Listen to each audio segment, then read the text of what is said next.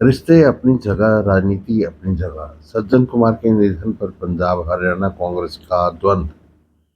सज्जन कुमार अब इस दुनिया में नहीं रहे, लेकिन उनके निधन के बाद कांग्रेस के भीतर पंजाब और हरियाणा के नेताओं के सुर जिस तरह अलग अलग दिखाई दिए हैं, उसने एक बार फिर यह गंभीर सवाल खड़ा कर दिया कि राजनीति के व्यक्तिगत रिश्तों और मानवीय संवेदनाओं की सीमा कहाँ समाप्त होती है और सार्वजनिक जवाबदेही की शुरुआत कहाँ से होती है।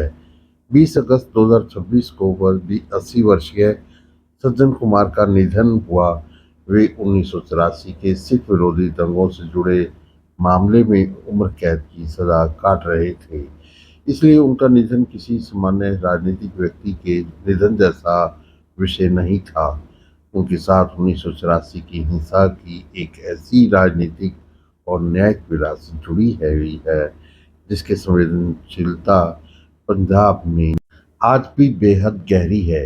यही वजह है कि उनके निधन के बाद सामने आई राजनीतिक प्रतिक्रियाओं को केवल श्रद्धांजलि या व्यक्तिगत संवेदना के सामान्य दायरे में देखना आसान नहीं है। इस पूरे घटनाक्रम में कांग्रेस के भीतर दो अलग अलग राजनीतिक दृष्टिकोण दिखाई दिए। हरियाणा के वरिष्ठ कांग्रेस नेता भूपेंद्र सिंह हुड्डा, उनके पुत्र और रोहतक से सांसद दीपेंद्र सिंह हुड्डा तथा राज्यसभा सांसद रणदीप सिंह सुरजेवाला की ओर से सज्जन कुमार के निधन पर श्रद्धांजलि और उनके राजनीतिक जीवन तथा जनसंपर्क से जुड़ी सकारात्मक टिप्पणियां सामने आई। विशेष रूप से दीपेंद्र सिंह हुड्डा की टिप्पणी ने पंजाब की राजनीति में सवाल खड़े किए। उन्होंने सज्जन कुमार के निधन को देश के राजनीतिक परिदृश्य की एक बड़ी क्षति बताते हुए उनके जनसंपर्क और दिल्ली के विकास में योगदान का उल्लेख किया। अगर यह मामला केवल किसी पुराने राजनीतिक परिचित के निधन पर व्यक्तिगत संवेदना व्यक्त करने तक सीमित रहता तो शायद विवाद इतना बड़ा नहीं होता। लेकिन मामला पंजाब की राजनीतिक समृद्धि से सीधे टकरा गया। पंजाब में सज्जन कुमार का नाम केवल कांग्रेस के एक पुराने नेता के रूप में नहीं लिया जाता।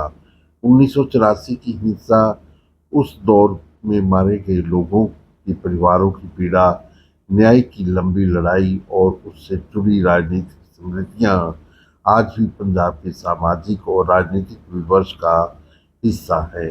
इसलिए पंजाब में इस विषय पर किसी भी नेता के शब्दों का अर्थ केवल शब्दों तक सीमित नहीं रहता, बल्कि उन्हें 1984 की उस ऐतिहासिक पृष्ठभूमि के भीतर देखा जाता है जिसकी पीड़ा अनेक परिवारों के लिए आज भी जीवित है। यही कारण है कि पंजाब कांग्रेस अध्यक्ष अमरिंदर सिंह राजा वड़िंग ने दीपेंद्र हुड्डा की टिप्पणी को उनकी व्यक्तिगत राय बताया और यह स्पष्ट करने की कोशिश की कि पंजाब कांग्रेस 1984 की त्रासदी से प्रभावित लोगों के साथ खड़ी है। इसके बाद पंजाब के पूर्व मुख्यमंत्री और कांग्रेस सांसद चरणजीत सिंह चन्नी ने प्रतिक्रिया और अधिक तीखी रही। उन्होंने सज्जन कुमार के संदर्भ में ये सवाल उठाया कि ऐसे व्यक्ति को आदर्श बताना उचित नहीं हो सकता और 1984 की पीड़ितों की पीड़ा को नजरअंदाज नहीं किया जा सकता। इस तरह एक राजनीतिक दल के भीतर दो अलग अलग राजनीतिक स्मृतियां सामने आमने दिखाई देने लगी। एक तरफ व्यक्तिगत परिचय, पुराने राजनीतिक संबंध और मानवीय संवेदना का पक्ष था, तो दूसरी तरफ 1984 की त्रासदी से जुड़ी सार्वजनिक स्मृति, पीड़ित परिवारों की भावनाएं और राजनीतिक जवाबदेही का सवाल था। यहीं से इस पूरे विवाद का असली राजनीतिक पक्ष सामने आता है। हरियाणा की राजनीति में पुराने राजनीतिक संबंधों, व्यक्तिगत परिचय और दिल्ली हरियाणा की साझा राजनीतिक पृष्ठभूमि का प्रभाव अलग तरह से दिखाई दे सकता है। जबकि पंजाब में 1984 की स्मृति केवल इतिहास की किताब का कोई पुराना अध्याय नहीं है, वह आज भी परिवारों, समाज और राजनीति के भीतर मौजूद एक जीवंत सवाल है। इसलिए हरियाणा में किसी पुराने राजनीतिक साथी या परिचित के निधन पर व्यक्त की गई श्रद्धांजलि को जिस नजरिए से देखा जा सकता है, पंजाब में उसी बयान का अर्थ बिल्कुल अलग राजनीतिक संदर्भ में निकाला जा सकता है। यही इस पूरे घटनाक्रम की सबसे बड़ी विडंबना है कि पंजाब कांग्रेस को पंजाब की जमीन पर अपनी राजनीति करने है, जबकि हरियाणा कांग्रेस के नेताओं के अपने पुराने राजनीतिक संबंध, व्यक्तिगत समीकरण और अलग सामाजिक संदर्भ है। आने वाले पंजाब विधानसभा चुनावों की पृष्ठभूमि में यह संवेदनशीलता और भी महत्वपूर्ण हो जाती है।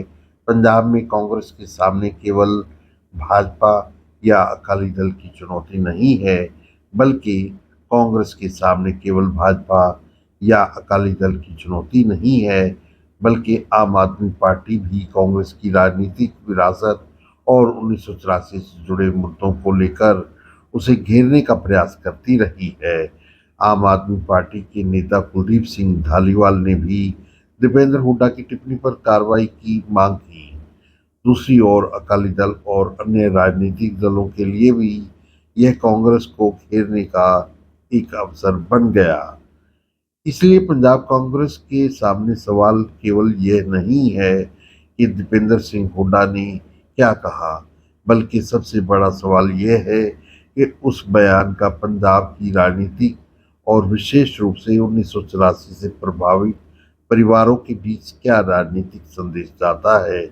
राजनीति में शब्दों का अपना वजन होता है, और जब वे शब्द किसी ऐसे ऐतिहासिक घटना से जुड़े जाएं जिसकी पीड़ा आज भी समाज में मौजूद हो, तब उनकी व्याख्या केवल व्यक्तिगत भावना के आधार पर नहीं होती। यही कारण है कि पंजाब कांग्रेस द्वारा दीपेंद्र हुड्डा की टिप्पणी से दूर बनाना केवल संगठनात्मक प्रतिक्रिया के रूप में नहीं देखा जा सकता। इसे पंजाब की जमीनी राजनीति, 1984 से जुड़ी संवेदनशीलता और कांग्रेस की अपनी राजनीतिक छवि के बीच संतुलन बनाने की कोशिश के रूप में देखा जा सकता है।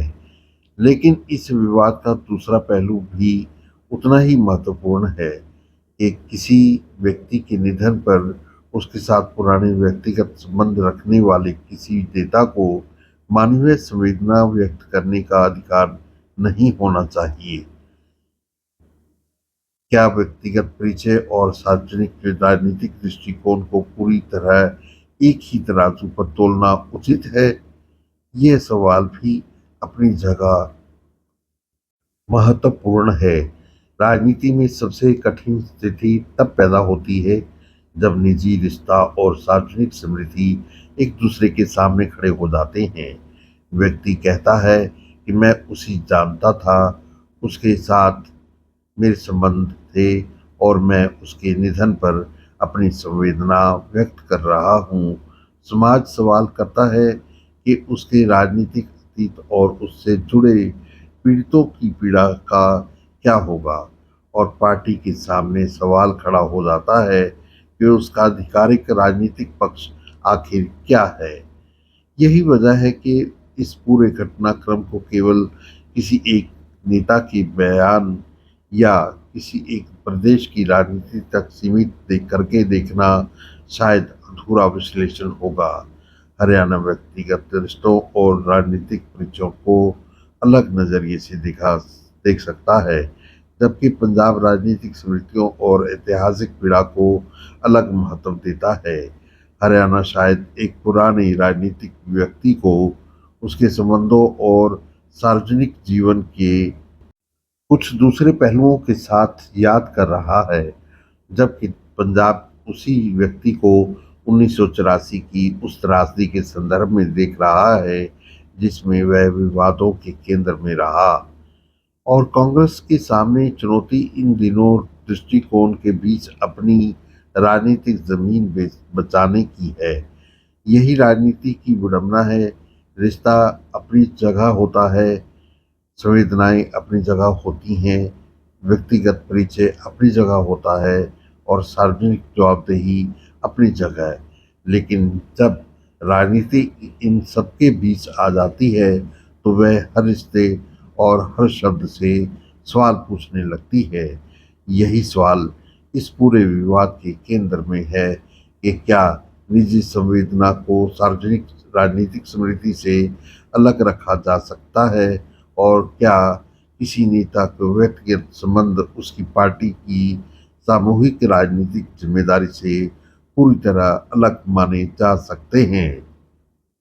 शायद इस पूरे विवाद का सबसे महत्वपूर्ण निष्कर्ष भी यही है कि राजनीति कई बार रिश्तों का इम्तिहान नहीं लेती, बल्कि यह तय करती है कि कौन सा रिश्ता सार्वजनिक रूप से कितना दिखाई देना चाहिए।